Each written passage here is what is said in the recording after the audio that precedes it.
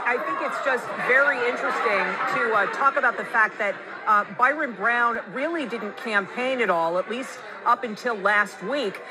Do you think that may have been a mistake on his part? Yeah, it may have for sure. There were several debates, several forums with LaCandace Durham, who's the other challenger in this race, as well as India Walton. Mayor Brown was invited to participate, and he declined the invitation. So it was pretty much Walton speaking with Durham. And we also asked Walton earlier today, if she loses tonight, does she plan to call Mayor Brown and concede? She said she hasn't thought about that. And we also asked her if she wins, does she expect a call from Mayor Brown? And she says she just doesn't know if that will happen. She says that every time her name has been brought up to the mayor, he's only referred to her as her opponent, never as his opponent, never calling her by her name. So we'll see how the voters think of that and how it will factor into the results tonight, Susan. Brandon Lewis, live at India Walton's primary watch party. Brandon, we will be checking back in with you in a few minutes. Brandon Lewis is standing by at India Walton's primary watch party.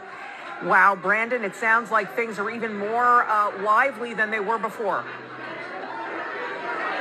Yes, Susan, I'm just glad that I can still hear you. People still come trickling in. Now they're chanting. We have a chant here in Buffalo in favor of the Bills, and now they're changing it and including India's name in that. So excitement definitely growing as we get closer to 100% of precincts reporting.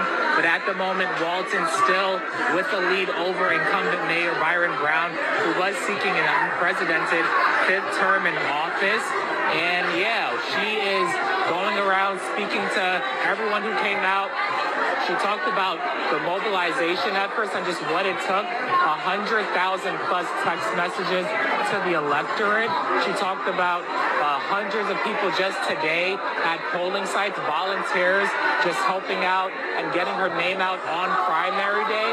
This is someone who's never run for political office ever, but she is well known in the community. We had plenty of social justice protests last year following the death of George Floyd. We saw her on the front lines of a lot of those demonstrations.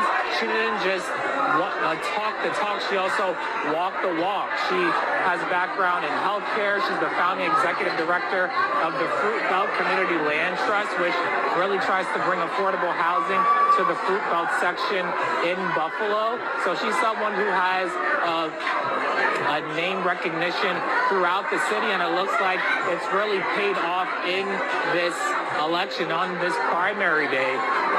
We are hoping to speak with her at 11 o'clock. She said that she plans to talk at 11 o'clock at the top of everyone's broadcast, regardless of the outcome. But it looks like the outcome is in her favor tonight, Susan.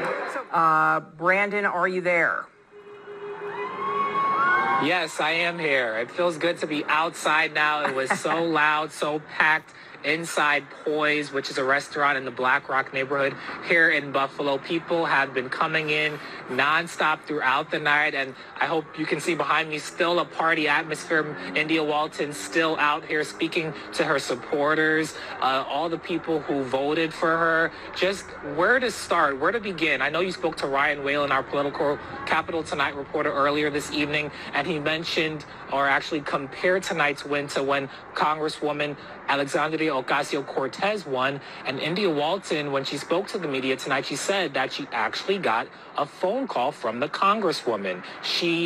India Walton, declaring herself a socialist, saying that she did not have a lot of political experience, but still had the most experience in her eyes when she talks about getting out and making differences in the community, going back to her activism at social justice protests, Black Lives Matter demonstrations, the nonprofit, the Black Rock Community, or rather the Fruit Belt Community Land Trust, which tries to bring affordable housing to that neighborhood. And she said all that experience was right for her and prepared her to, looks like, take the upset tonight over Mayor Brown. I just want to play some sound from her about her message to people in office tonight and what's next for her. Let's listen into that. This is Buffalo. It is not lost on me that we have a very entrenched Democratic Party.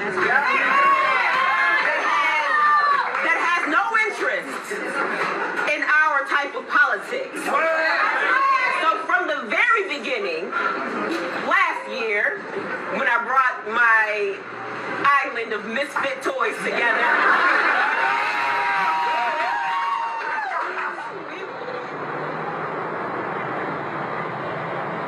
Now I asked India Walton what she wants to say to voters tonight, people who came out to the polls in early voting, and today on primary day, what she wants to tell them. She said that she wants them to hold her accountable. She wants a transparent organization. She wants people to just hold her accountable, and she believes that's something that Mayor Brown did not hold himself to while he was in office, 16 years in the city of Buffalo, Susan. Brandon Lewis, thank you very much for your reporting tonight. We appreciate it.